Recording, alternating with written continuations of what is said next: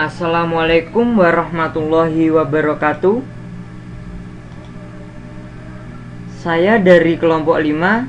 Nama saya Muhammad Zainal Arifin. Di sini saya akan mempresentasikan contoh dari transducer elektromekanik, yaitu potensiometer. Adapun pengertian secara umum, potensiometer bisa didefinisikan sebagai sebuah resistor 3 terminal dengan kontak geser yang membentuk pembagi tegangan yang diatur. Potensiometer atau akrabnya disebut potensio atau potensiometer dalam bahasa Inggris sebenarnya masih tergolong dalam keluarga resistor. Biasanya potensiometer digunakan sebagai alat pengontrol arus listrik, mengontrol audio, dan masih banyak lagi yang lain.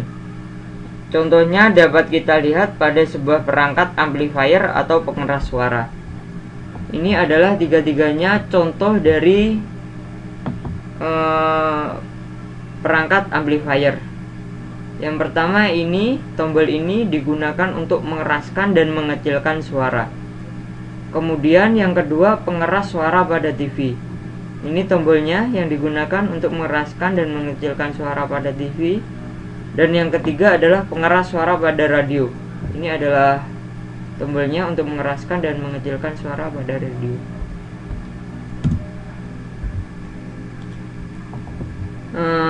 Kemudian ada rangkaian ataupun perangkat elektronik potensiometer biasanya berfungsi sebagai yang pertama, pengatur volume suara. Yang kedua, pengatur nada bass. Yang ketiga, pengatur nada treble. Yang keempat, pengatur kontras pada TV lama. Yang kelima, pengatur brightness pada TV lama. Yang keenam, pengatur tegangan pada rangkaian DC power supply.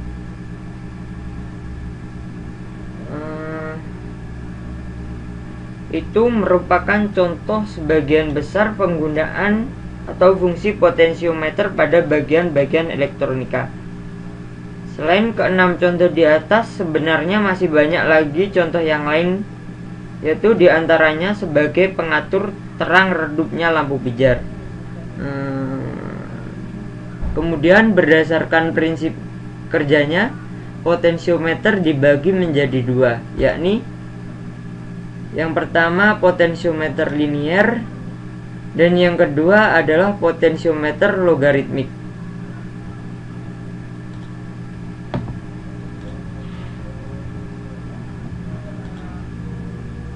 Potensiometer linier.